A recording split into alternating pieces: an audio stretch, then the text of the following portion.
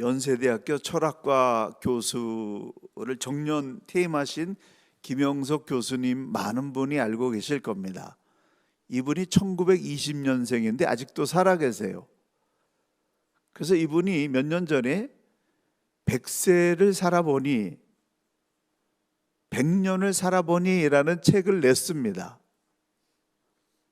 그 100년을 살아보니까 인생을 크게 세 시기로 구분할 수 있었는데 30살까지는 공부하는 시기, 65세까지는 일하는 시기, 90세까지는 사회에 공헌하는 시기, 그리고 90 이상 되신 분들은 기분 나쁘실지 모르지만은 나머지는 덤으로 유지하는 시기다. 이렇게 분석을 했습니다. 그러면서 그분이 내 삶을 돌아보니까 인생 최고의 전성기는 60살부터 75살이더라. 그렇게 말하고 있습니다. 몇 살부터 몇 살이요? 주님의 교회 교인들은 머리가 아주 비상하십니다. 그냥 한 번만 들으시면 다 아세요. 65살부터 75살까지가 인생에 가장 무르익어서 자기가 가지고 있는 걸 가지고 세상에 뭔가 공헌할 수 있는 그런 좋은 시기더라. 그리고 90살까지 계속해서 공부하고 노력하면 뇌는 성장하고 발전하더라 라는 그런 고백입니다.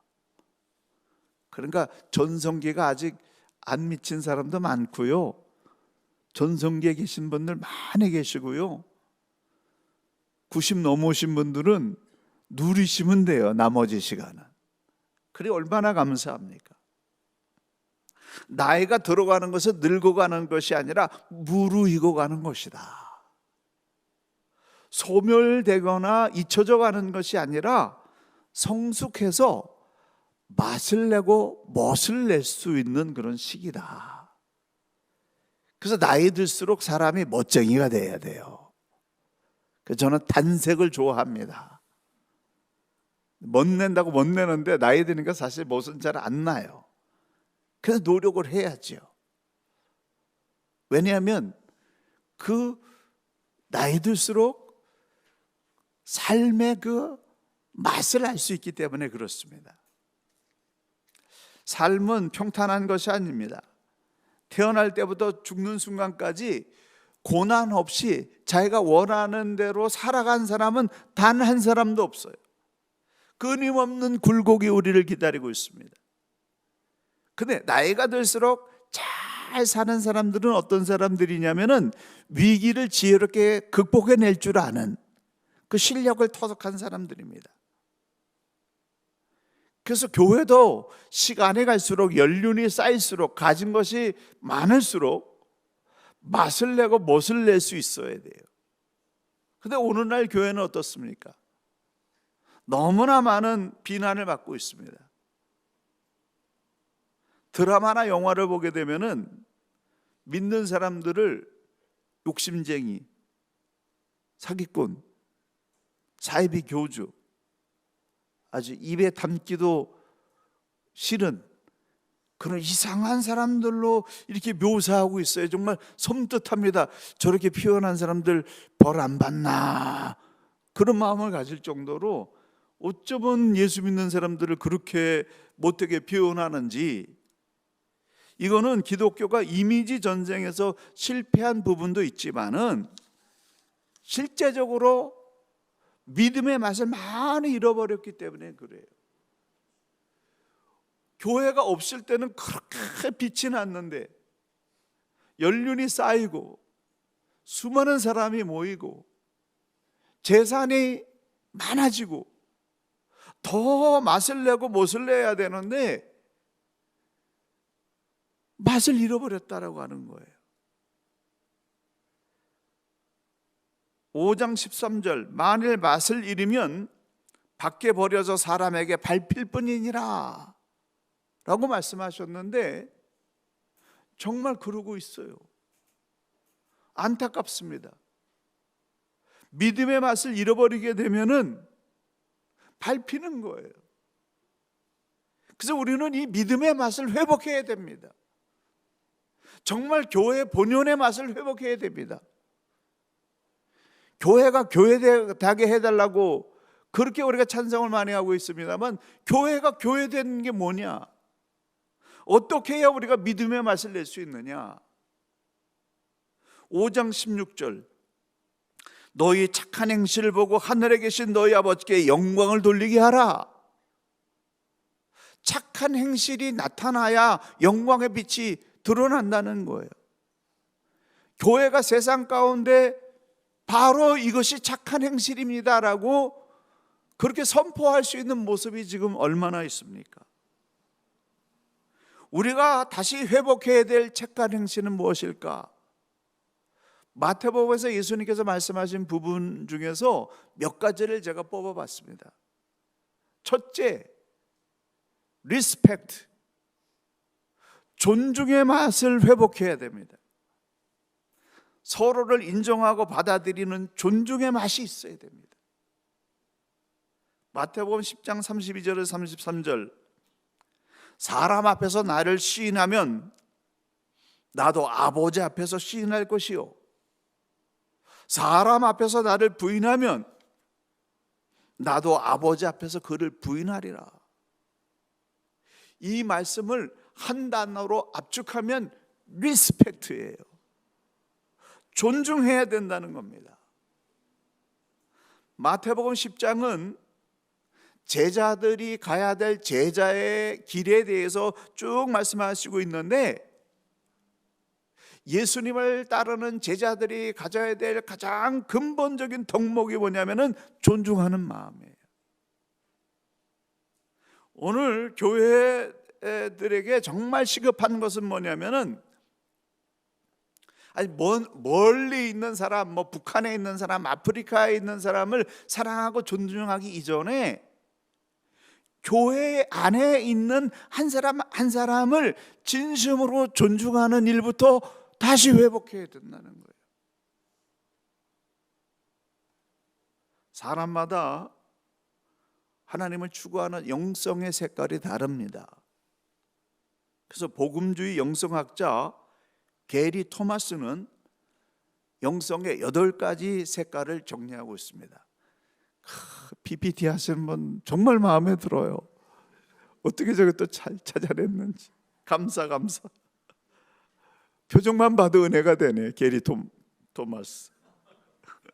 이분이 8가지 영성을 이렇게 분류해 놨는데, 자연을 통해서 하나님의 영성을 느끼는 자연주의 영성, 오감을 통해서 하나님을 사랑하는 감각주의 영성, 의식과 상징으로 하나님을 사랑하는 전통주의 영성, 고독과 단순성으로 하나님을 사랑하는 금욕주의 영성, 신비와 축제로 하나님을 사랑하는 열정주의 영성, 사모함으로 하나님을 사랑하는 묵상주의 영성, 생각으로 하나님을 사랑하는 지성주의 영성이 있다.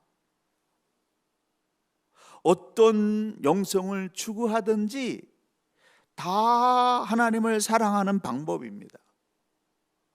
서로 각자 하나님을 사랑하는 방법이 다를 수 있지만은 모두가 하나님을 사랑하는 사람들이라는 거예요. 그렇기 때문에 나와 다른 영성을 추구하는 사람들을 이상하다라고 생각하지 말고 그들의 신앙 색깔을 존중해 줘야 된다. 내가 다른 사람의 색깔을 존중해야만 다른 사람도 나의 색깔을 존중해 주는 겁니다. 통성 기도하는 사람이나 묵상으로 기도하는 사람이나 모두 다 하나님을 사랑하는 방법입니다. 새벽 기도 나와서 열심히 하루도 안 빠지고 새벽 기도하는 사람이나 그 생활이 그게 안 돼가지고 일상생활을 통해서 기도하는 그런 사람이나 하나님을 추구하는 마음은 똑같은 겁니다. 나는 이것을 하는데 저 사람은 왜 저렇게 못해? 다른 사람을 존중하지 못한다고 한다면 하나됨의 역사가 일어날 수가 없지요. 각자의 방법과 색깔을 존중할 때 하나됨의 역사가 일어나는 겁니다. 교회 생활 오래 하다 보게 되면요, 별의별 사람을 다 교회 안에서 만나게 됩니다. 그래서 어떤 학자는 그 동물 농장으로 표현하는 사람도 있어요. 그냥 온갖 종류의 사람들이 있다는 거죠. 나와 체질이 안 맞고 뜻이 안 맞고 생각이 다르고 사는 방법이 다르고 취미가 다르고 영성이 다르고 내가 맞추기 어려운 사람들도 교회 안에 많이 있습니다. 그런데요, 그 모든 사람들이 하나님을 사랑하기 위해서 주의 전에 몰려왔다는 거예요. 어떤 모습이든 어떤 방법이든 하나님을 사랑하고 하나님을 섬기기 위해서 모인 사람들이라고 하는 겁니다. 그래서 교회 안에서 존중받지 못할 사람 한 사람도 없습니다. 다 존중받아야 마땅한 그런 하나님의 사람들이라고 하는 것입니다. 성숙이란 내 뜻대로 안 됐을 때 그 상황을 잘 참고 기다려주는 것입니다. 이건 게리 토마스가 한 얘기는 아닙니다. 내 의견이 수렴되지 않았다고 지는 거 아니고 무시당하는 거 아닙니다. 우선순위가 달라서 내 의견이 채택 안 될 수도 있고요, 또 다른 사람의 의견이 더 좋아서 내 의견이 수렴되지 않을 수 있어요. 제가 신앙생활 하면서 보니까 나는 이거 너무 중요해서 이거 꼭 돼야 된다라고 생각했는데 그게 통과 안 돼가지고 순간적으로 붙는 일이 많이 있습니다. 근데 좀 지나서 보니까 결과는 훨씬 더 좋은 때가 상당히 많았어요. 그래서 그걸 보면서 내 의견이 수렴이 안 됐다고 이게 잘못된 것이 아니고 하나님이 이 과정을 통해서 더 좋은 결과를 내시는구나. 왜냐하면 하나님의 교회이기 때문에 교회는 하나님이 역사하십니다. 때로는 교인들의 생각이 수식갈래로 갈릴 수 있어요. 그래서 제 생각에는 교회 안에서 의견이 100% 일치됐다, 기적이라고 저는 생각합니다. 사람의 생각을 한 대로 모아가지고 하나 만드는 거, 이건 너무나 쉬운 일이 아니기 때문에 그렇습니다. 그래서 어떤 문제를 풀어나갈 때 치열한 논의를 거친 후에 결과가 나왔다면 그 결정이 나의 의견과 다르다고 할지라도 그것을 교회의 뜻으로 알고 받아들이면서 소화해내는 거, 이게 존중이요 성숙한 성도, 성숙한 교회의 모습입니다. 시간이 지나면서 보니까 내 의견과 다른 사람의 의견이요 50보 100보예요. 큰 차이가 없습니다. 우리는 이거 채택 안 되면 망할 것 같지만 안 망합니다. 믿습니까? 더 좋은 결과로 나오는 경우가 많이 있습니다. 다음 세대 양육이 중요하다라고 막 얘기하시는 분 계시고, 어떤 사람은 선교 구제가 더 중요하다고 막 얘기하시는 분들이 계세요. 모두 틀린 생각이 아닙니다. 우선순위를 교회가 어떻게 결정하느냐의 문제일 뿐이에요. 다음 세대를 먼저 생각할 수도 있고 선교 구제를 더 중요하게 생각할 수도 있습니다. 그건 교회의 색깔에 맞춰서 우선순위가 결정되는 거예요. 그러면 결정됐으면 그것을 따라주고 밀어주는 거, 이게 성숙한 사람의 모습이다. 서로를 존중하면 해결 방법은 반드시 나옵니다. 존중하면 한 발씩 물러날 수 있습니다. 내 뜻과는 다른 뜻을 받아들일 수 있는 이 존중의 맛, 이게 교회 안에서 여러분 가운데서 살아나야 됩니다. 내가 원하는 뜻대로 안 돼도 괜찮아요. 100% 괜찮습니다. 왜요? 하나님이 살아계시기 때문에 그래요. 하나님은 모든 것을 다 합쳐가지고 최상의 길로 인도하시는 그런 하나님이에요. 그렇기 때문에 내 뜻대로 안 됐을 때 하나님을 믿고 하나님께 맡기세요. 놀라운 일이 일어날 줄 믿으시기 바랍니다. 그러므로 교회 안에 있는 사람들부터 소중히 여기십시오. 이 일을 우리가 회복해야 됩니다. 아무리 못난 사람, 아무리 말 같지 않은 사람의 얘기를 할지라도 기다려주고 참아주고, 저 사람도 하나님을 사랑하는 사람이고 하나님을 추구하는 사람이라고 하는 그런 사실을 인정하면서 서로를 존중하는 이 존중의 맛이 저와 여러분 가운데 흘러넘치게 되기를 간절히 축원합니다. 두 번째로는 대접의 맛입니다. 마태복음 10장 40절에서 41절. 너희를 영접하는 자는 나를 영접하는 것이요 나를 영접하는 자는 나를 보내신 이를 영접하는 것이니라.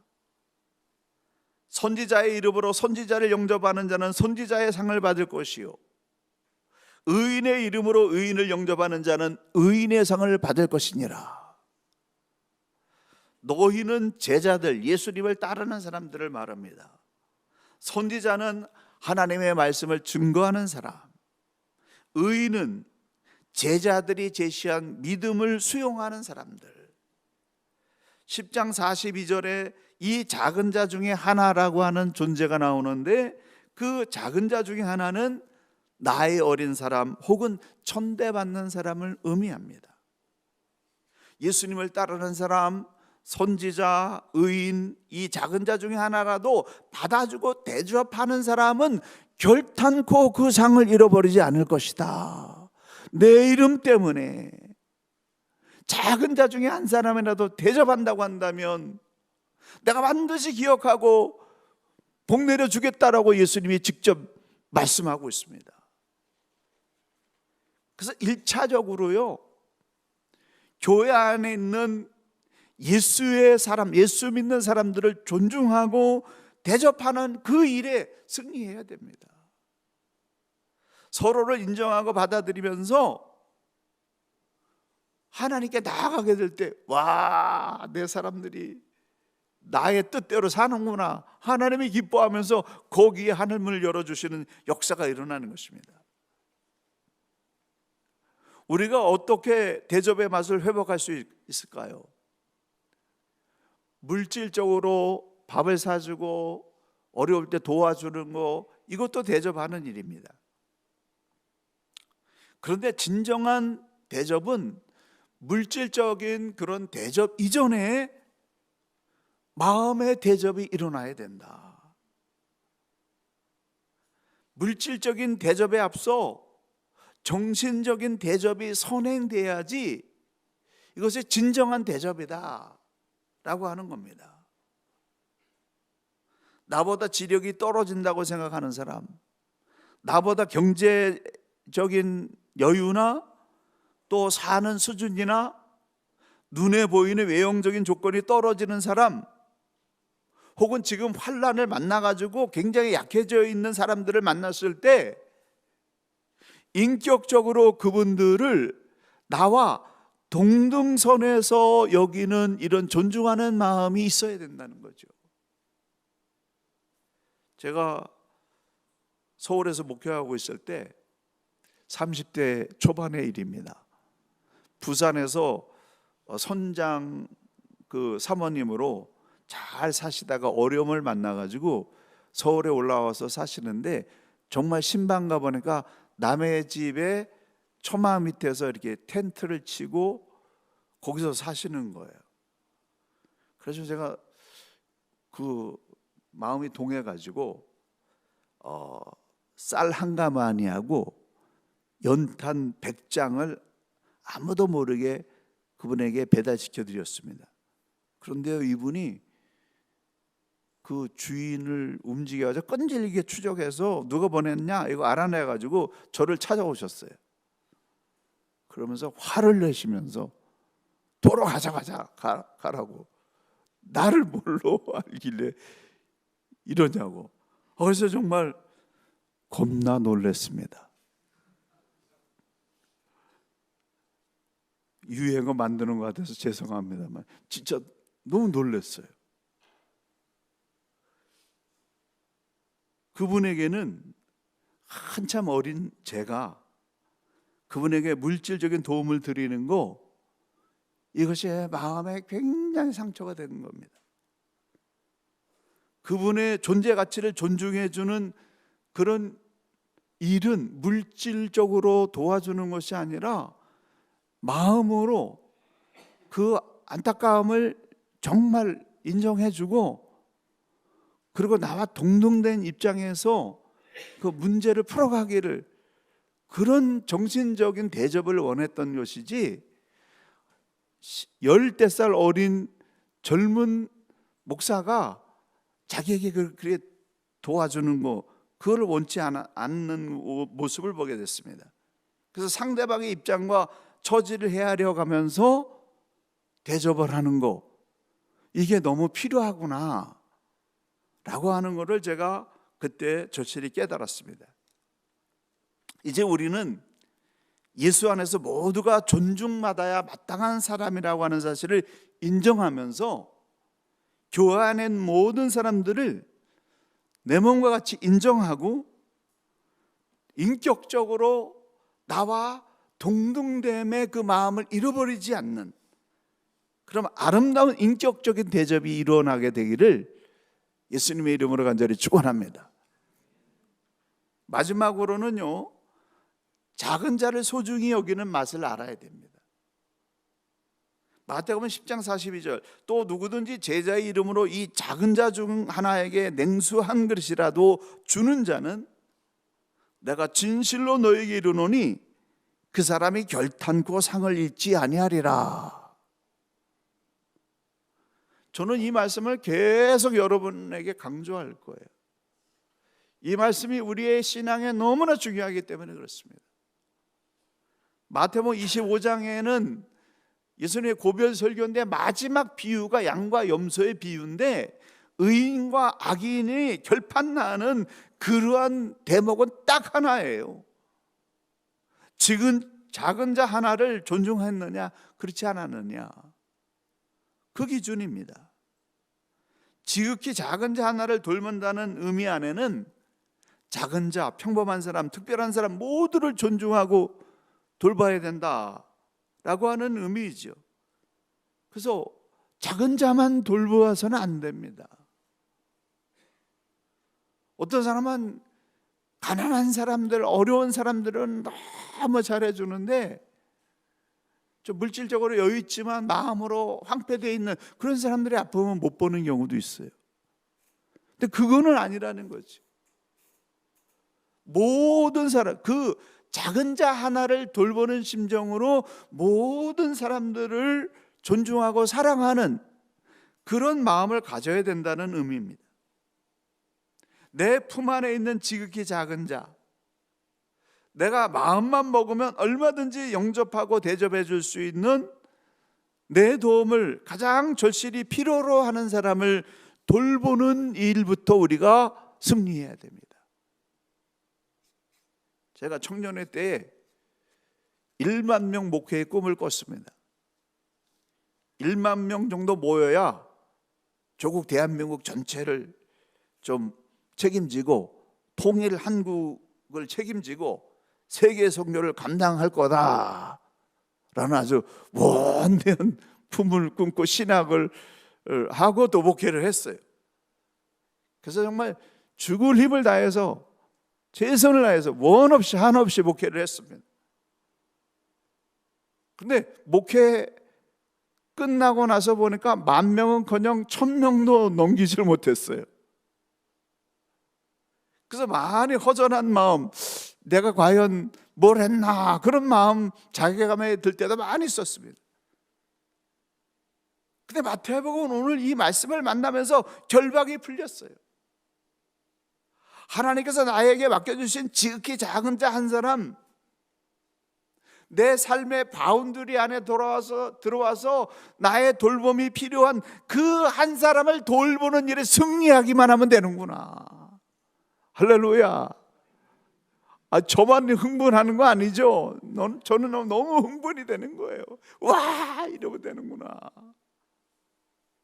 무언가 큰 일을 이뤄내지 않아도, 큰 자가 되지 않아도 그냥 나에게 맡겨주신, 내가 마음만 먹으면 돌볼 수 있는 지극히 작은 자 한 사람을 존중하고 사랑하면 된다라고 하는 이 사실을 깨닫는 순간부터 인생의 무게가 새털처럼 가벼워졌습니다. 그런 깨달음을 가진 시점에서 나에게 있어서 지극히 작은 자는 누군가 생각해 봤더니 어머니였어요. 이민 와가지고 목회하는 20년 이상 한 번도 제대로 돌보지 못했습니다. 한국에 있는 누이들 3사람이 열심히 어머니를 돌봤어요. 그래서 이 말씀을 깨달은 후에 열심히 일해가지고 돈을 모아서 작년에 한국에 들어가서 2달 동안 어머니와 함께 살았습니다.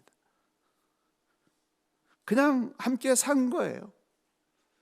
존중하는 마음을 담아서 같이 먹고 마시고 웃고, 한국의 카페가 또 얼마나 잘 돼 있는지 카페 순례하고 또 좋은 거 사드리고 그랬더니 그 어머니에 대한 그 짐이 사르르 풀렸어요.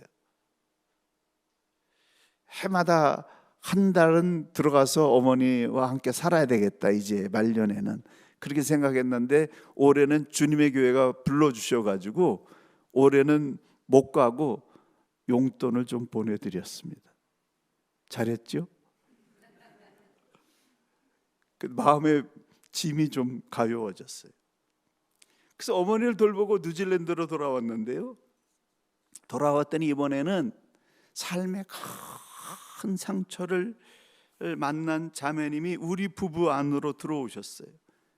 그래서 그분의 얘기를 하염없이 끝없이 우리 부부가 같이 들어주고 같이 먹고 마시고 또 주일마다 같이 예배 드리고, 그리고 몇 달을 지났는데 이분이 어느 날 힘을 얻어가지고 영감을 받아서 그림을 그렸어요. 원래 화가이기 때문에. 화가가 그림을 그렸는데 제가 아침에 여명이 떠오르는 거를 참새가 그거를 느끼면서 기뻐하는 그 모습이에요. 2,500불 주고 제가 그걸 딱 샀습니다. 처음 있는 일이죠. 그만큼 이분이 삶이 극적으로 변화되기 시작한 거예요. 그리고 정말 뜻밖의 삶의 새로운 장이 열렸어요. 그분이 이때까지 만났던 최고의 남자를 만났어요. 그래서 팔자가 달라졌어요. 그 은혜를 받아가지고 교회도 안 다니시던 분인데 그 신랑 따라서 키위교회를 다니기 시작했는데 그 키위교회에서 예배 시간 1시간 동안에 그림을 그리는 거예요. 어느 날 그 교회에서 어떤 특정 그 선교지에서 1만 불이 필요로 하다, 이 일을 진행하려면. 그렇게 얘기를 했는데 그 예배 드리던 분 중에 한 분이 그 자매가 그리는 그림을 보고 감동을 해가지고 1만 불 주고 그 그림을 샀어요. 그래서 그 1만 불을 교회에다 도네이션을 했습니다. 하나님의 역사가 어떻게 풀리는지 모르는 거예요. 그 후에 이번에는 19살 한인 1.5세대 뉴질랜드 군인을 만났습니다. 우보하다가 제 손님으로 만난 거예요. 근데 이 청년이 오클랜드 출신인데 거기에 내려와 가지고 1년 이상을 갔다가 한국 사람 못 만나고 한국 음식 못 먹어가지고 너무 갈증이 생기다는 거예요. 잠깐 지식 전달을 위해서. 뉴질랜드 군인이 몇 명인 줄 아세요? 뉴질랜드 현재 군인은 9,700여 명 정도 되고 상비군이 2,700여 명. 그 중에서 크라이처치 롤레스톤 부대에 한 2천여 명이 있는데 그 중에 한 사람인 거예요, 이 청년이. 거기서 기위들과 고군분투하고 있는 거예요, 이 어린 청년이. 그래서 제가 집에 데려다가 김치찌개 해주고 주일날 또 예배 같이 드리고 또 권투도 같이 하고, 제 아들이 화가이기 때문에 전시회도 같이 가고 한국 문화 같이 마음껏 누렸더니 이 청년이 원래 밝은 청년이었지만 더 밝아져서 군대 생활 잘하고 1년 반 동안의 훈련을 통과해가지고 진급 퍼레이드를 6월 5일 날 한다고 그 퍼레이드에 저보고 와달라고 연락이 왔습니다. 이렇게 지난 3년 동안 하나님은 꼬리에 꼬리를 물도록 계속해서 내 사랑의 손길이 필요한 사람을 붙여주셨고, 그거에 헌신했더니 다음 사람 붙여주시고 또 주님의 교회 와서 사역하도록 이렇게 하나님이 열어주셨다라고 하는 겁니다. 내가 마음만 먹으면 사랑할 수 있는 사람이 바로 내 옆에 있습니다. 공동체라고 하는 건 뭡니까? 내가 돌봐야 될, 함께 더불어 존중하고 사랑해야 될 그런 사람들이 모여 있는 거예요. 근데 이 공동체도 없는 사람들이 얼마나 많습니까? 정말 하나님이 내게 붙여주신 한 사람 한 사람, 그 사람을 존중하고 사랑하는 일에 승리하게 되면은 어떤 하늘 문이 그를 통해서, 나의 삶을 통해서 열릴지 모른다는 거죠. 하나님은 그 축복을 주시겠다, 내가 결코 잊지 않는다, 상급 내려주겠다, 그렇게 말씀하셨습니다. 사랑하는 성도 여러분, 교회 안에 있는 모든 분들을 존중하는 일에 승리하시기 바랍니다. 교회 안에 있는 모든 분들을 인격적으로 대접하는 일에 승리하시기 바랍니다.